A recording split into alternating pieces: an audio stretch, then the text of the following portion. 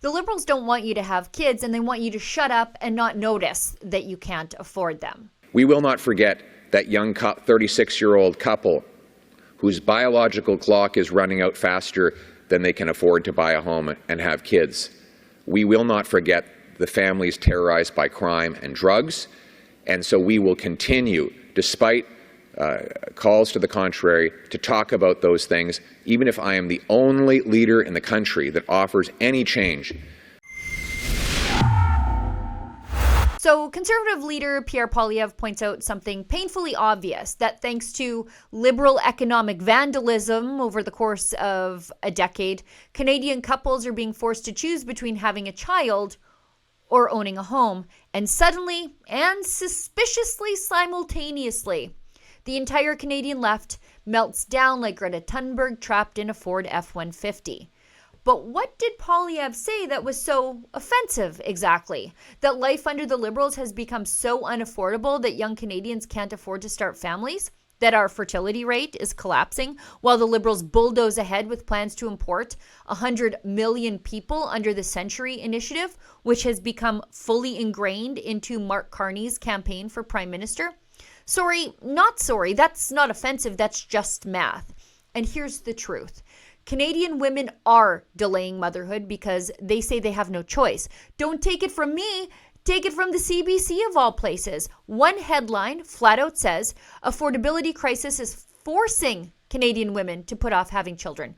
Another CBC article actually dares to ask why women are having fewer kids and finds the answer is simple. They're stuck renting, they're drowning in debt, they're watching grocery prices climb, and they're being told by the Liberals to just be grateful for free daycare that doesn't actually exist and isn't free even if it did. Angus Reid polling found that 1/3 of young Canadian women are considering delaying motherhood or canceling it altogether because life is just too expensive. But Carney's team isn't interested in supporting Canadian families by getting out of the way. No, they'd rather import people faster than we can house them, faster than we can employ them, and certainly faster than we can build infrastructure to support them. That's not compassion. That's a vicious cycle that will only continue to make the problem of unaffordability even worse. Fewer houses, prices go up, fewer people have kids because they can't get around the dilemma of having kids but not being able to house them. And the minute somebody like Poilievre says, hey, maybe Canadian citizens should be able to afford to have a kid and buy a home, the Liberals go into full faux outrage mode. The threats, the unjustified threats by President Trump further strengthened the argument in favor of the Canada First agenda that I've been fighting for my whole life. And while we propose those solutions, we will not forget the single mom who can't afford food. We will not forget the seniors who are choosing between eating and heating. We will not forget that young 36-year-old couple whose biological clock is running out faster than they can afford to buy a home and have kids. We will not forget the families terrorized by crime and drugs, and so we will continue, despite calls to the contrary, to talk about those things, even if I am the only leader in the country that offers any change.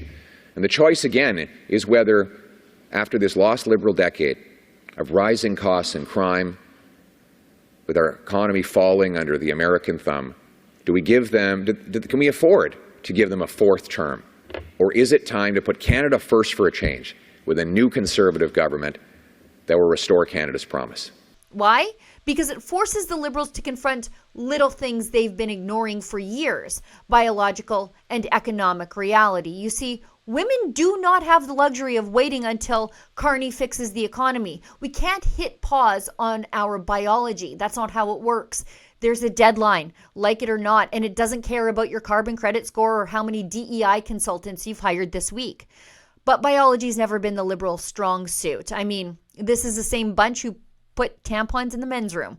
These are the same people who think that saying mother is some kind of hate crime, but calling women birthing people is somehow empowering. So spare us the fake outrage, would ya? The real scandal here isn't that Pierre Poilievre said it. The real scandal is that the Liberals made it true. And it's a national tragedy. Thousands of women have been robbed of the happiness of motherhood, not because of choice, but because some Liberals set the economy on fire and then told us to wait until they got around to fixing it. Women are being denied the reproductive choice the Liberals tell us they champion. They don't want Canadians to raise family. They want us to be dependent, distracted, and divided while they remake the country in the image of their globalist pet project. Get in your 300 square foot Brookfield asset management pod with your foster cat with digestive issues. Own nothing. Ignore that you aren't happy. Take your antidepressants and fret about your social credit score. They want to fill up this country with people. They just don't want us to be the ones giving birth to them. You're not supposed to notice that the family unit is being priced out of existence. You're not supposed to notice the housing crisis isn't being fixed. Instead, it's being fueled. And above all, you're not supposed to talk about it. But too bad, we will. For Rebel News, I'm Sheila Gunn Reid. If you want to learn more about the Liberals lining up to be the ones to rewrite Canada in their own progressive image, please go to meettheliberals.com.